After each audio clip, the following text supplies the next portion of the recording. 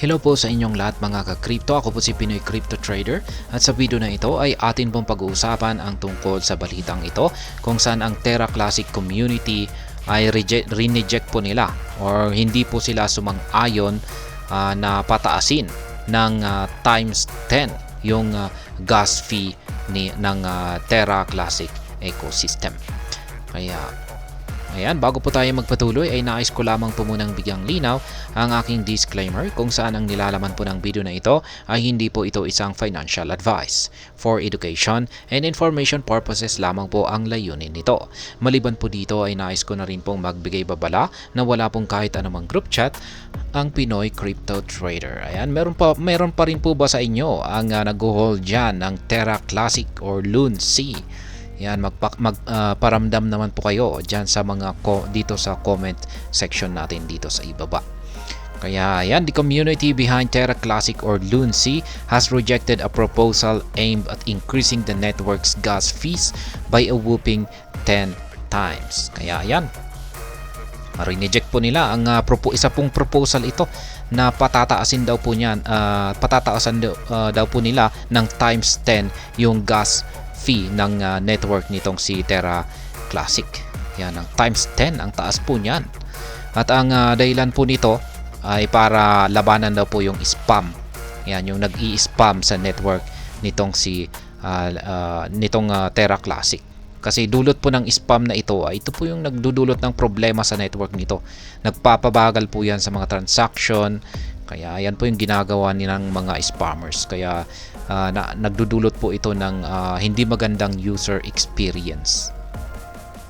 For context, the proposal 12095, dubbed 10 times gas fees, was launched on April 17 to raise Terra Classic Network's gas fees by 10 times. Kaya yan po ang proposal na nailabas pa noong April 17. At yan po yung tinatawag na 10 times gas fees. Yan, proposal 12095 po ito.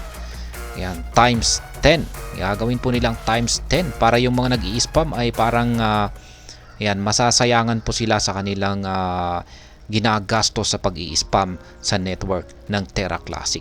At mag-iisip po sila at malamang ay titigilan po nila yung kanilang pag-i-spam na ito.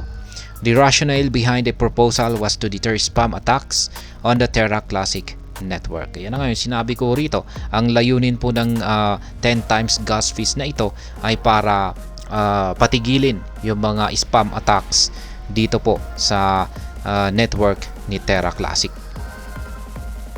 Mixed reactions trail controversial proposal. Ayan, nagdulot po ito ng sari-saring reaksyon. Interestingly, the proposal received enormous support from community members shortly after its introduction, with several users initially voting in favor of increasing on-chain fees. Kaya yan, noong una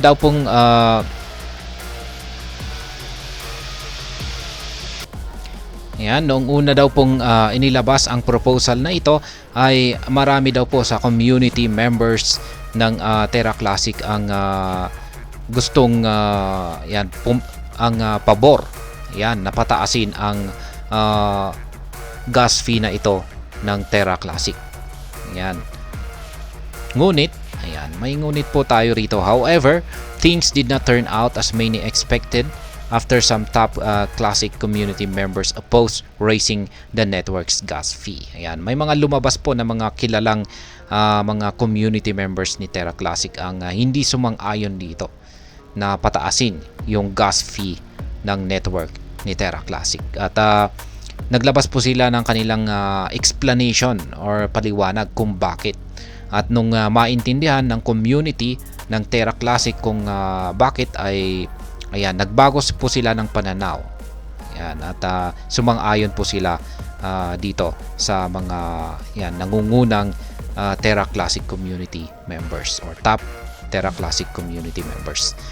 Prominent Terra Classic validator Allnodes cast a dissenting vote in proposal 12095, expressing concern that its implementation would negatively affect restake operation cost. Kaya ayan, si Allnodes, isa po siyang prominent Terra Classic na validator ang nakapagsabi na hindi po magiging maganda ang impact ng pagpapataas sa gas fee dito kay Terra Classic, kasi magdudulot po ito ng hindi maganda or negative na epekto sa mga nag-i-stake.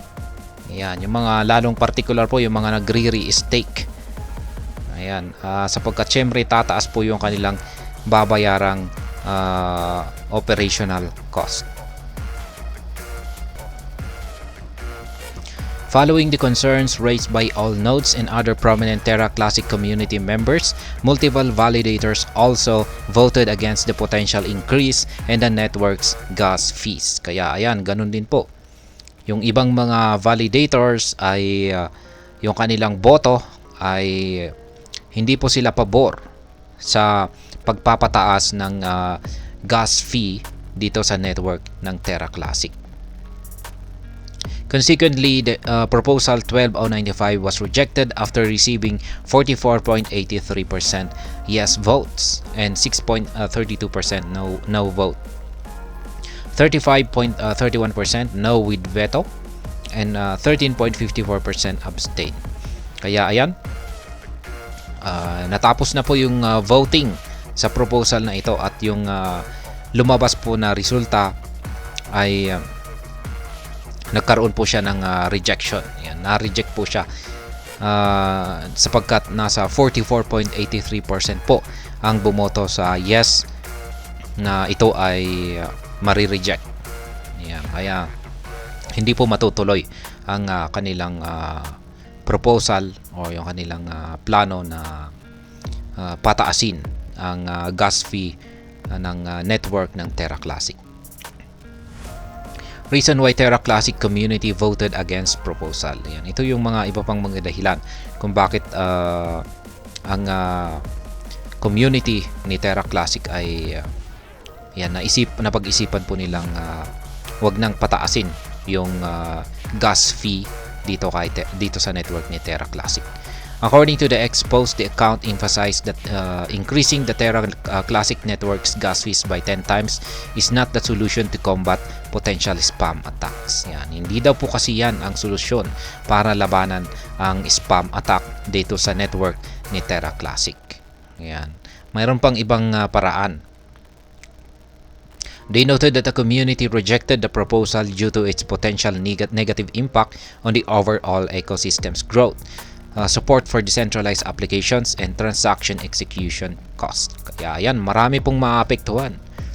Posibleng malabanan yung spam attacks na ito. Pero mas marami po ang masamang epekto nito dito sa paglago ng ecosystem ni Terra Classic. Yan, maraming maapektuhan dito, katulad na lamang po yung kanilang decentralized applications at saka yung execution ng mga transactions nito. Yan, yung transaction cost nito. At yan po yung mga maapektuhan. Kaya yan, parang hindi po maganda na ito yung gagamitin na panlaban sa spam attack. It is noteworthy that Terra Classic users pay a minimum gas fee of 3.74 LUNC or 30 digits 385 to execute transactions on the network. If the proposal had passed, Terra Classic gas fees would have spiked to 37.4 LUNC or 0.00385. Yan, murang-mura pa rin po pala ang kanilang transaction fee. Sa ngayon ay yung minimum price daw po ng gas fee dito kay Terra Classic ay nasa 3.74 na LUNC. Katumbas po yan ng 30 digits 385. Ayan, in terms po sa US dollar na value. Ngayon kung patataasin daw po ito ng times 10 ay yung 3.74 na LUNC na dating minimum gas fee ay magiging 37.4 na LUNC na ang kailangang bayaran. At yan naman po ay nasa katumbas naman po yan ng 20 digits 385 sa US dollar. Pero mura pa rin po yan. Notably, all Terra Classic transaction fees are split into two equal parts. While 50% of the Terra Classic fees are allocated to staking rewards, the other 50% are allotted to the community pool. Ayan, dyan naman po napupunta yung mga transaction fees dito, or yung gas fee na yan na nakukuha yan ng ecosystem ni Terra Classic. Yung 50% ay napupunta po sa staking rewards, at yung 50% naman po ay napupunta sa kanilang community pool. Kaya yan, sa mga holders pa rin po dyan, yan, yung mga matatag, yan, yung mga strong, may mga strong hands dyan na nag-hold ng Lunsi, yan, or Terra Classic. At hanggang dito na lamang po tayo sa video na ito, mga ka-crypto. Sana po ay inyong nagustuhan ang aking paliwanag sa video na ito. Kung inyo po itong nagustuhan, ay pakiclick lamang po ang like button nito. Para naman po sa mga bago lamang dito, kayo po ay aking inaanyayahan para mag-subscribe. Pakiclick na rin po ang bell icon nito, dahil ito po ang siya magsisilbing notification nito sa mga bago kong videos na akin pong ina-upload sa aking YouTube channel na ito. Marami pong salamat sa panonood, ingat po tayo lagi, at God bless po sa ating lahat.